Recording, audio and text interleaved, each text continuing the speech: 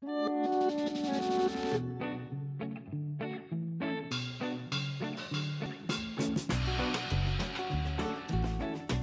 là, moi, c'est ma première vraie année en maraîchage.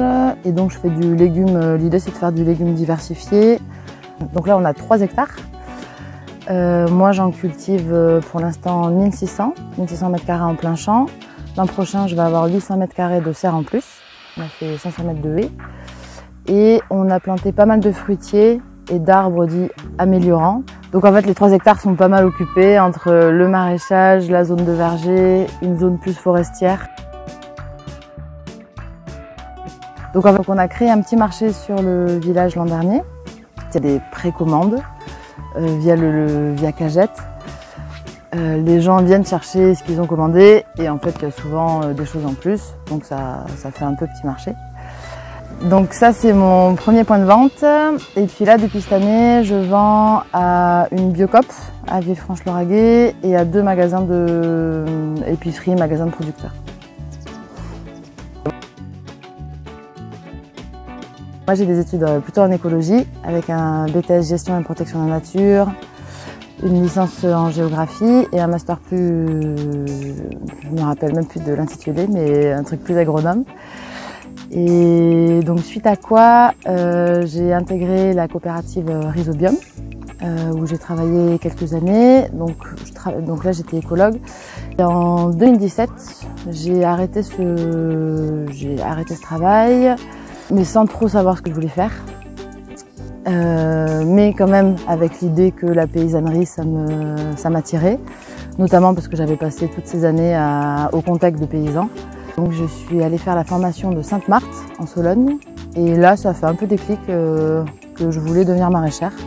Suite à quoi j'ai passé 3 ans à faire du woofing.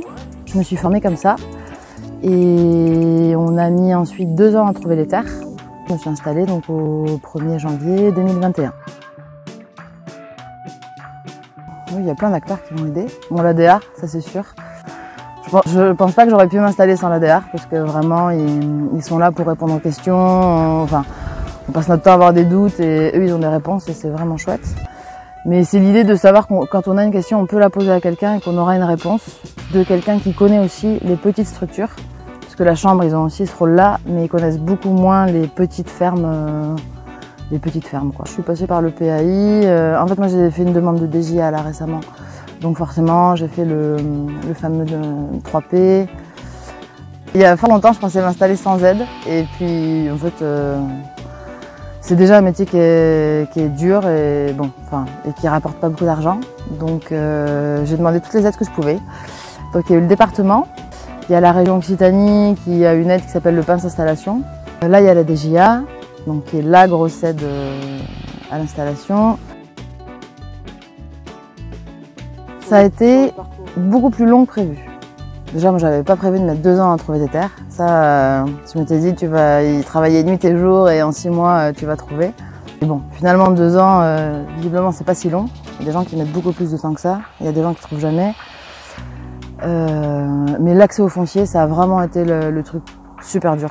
Et comment on a trouvé les terres? Donc moi, j'ai passé 2 ans à en chercher, à vraiment remuer ciel et terre, à contacter les agences, les notaires, les communes, les communautés de communes, tous les paysans du coin, à mettre des annonces dans tous les magazines que je trouvais, enfin, du chasseur français aux couleurs lauragais, quoi. J'ai un peu tout fait. Et finalement, on a trouvé par agence immobilière. Après, j'ai l'impression que ma ferme ressemble beaucoup à ce que j'imaginais.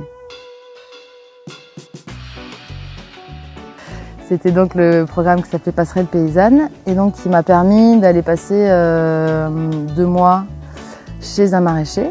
Là, en l'occurrence, il y avait plusieurs maraîchers, donc c'était à la ferme de la Canopée dans le Gers. C'est un programme qui permettait de rémunérer le maraîcher qui m'encadrait. Donc ça, je trouve ça trop chouette parce qu'en fait, ça prend en compte le fait qu'encadrer quelqu'un, partager ses savoirs, ça prend du temps. Et donc là, c'était vraiment avec une convention. On s'est réunis au départ, il y avait l'ADR qui était présente aussi. On a vraiment essayé d'éclaircir quelles étaient mes attentes à moi, quelles étaient les attentes des gens qui m'accueillaient. Et du coup, moi, j'ai pu dire qu'il y avait aussi des aspects qui n'étaient pas forcément au champ, mais genre la planification, la comptabilité, ce genre de choses. Et donc vraiment pendant 2 mois, on a travaillé là-dessus. Et ça, pour moi, ça tombait vraiment, mais tellement au bon moment, puisque je venais de trouver mes terres, que je lançais toutes les démarches et que du coup, c'était super d'être accompagnée par des maraîchers qui l'avaient déjà fait avant moi. C'était vraiment trop chouette.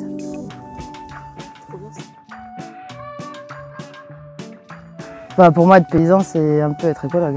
Il faut allier la complexité du vivant et sortir un salaire. Et du coup, c'est passionnant parce que c'est travailler avec des plantes, travailler avec le sol, travailler avec le climat, et puis travailler avec les gens quand même. De faire des produits sains pour les gens et de leur faire aussi comprendre, quand on achète une salade, qu'est-ce qu'il y a dans cette salade en fait? Qu'il y a, il y a un plant qui a été fait, il y a une graine qui a été produite, il y a eu un travail du sol, il y a eu de l'arrosage, il y a eu du désherbage. Travailler avec le vivant et travailler avec les gens. Ouais.